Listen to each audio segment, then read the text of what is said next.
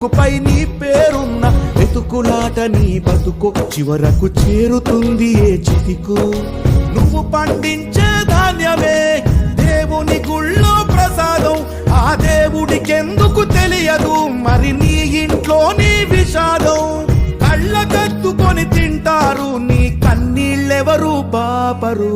రైతు రైతు రైతో పాడుగాను నీ రాతో, మెతుకు మెతుకుపై నీ చెమటున్న వెతుకులాట నీ బతుకు చివరకు చేరుతుంది ఏ చితికో.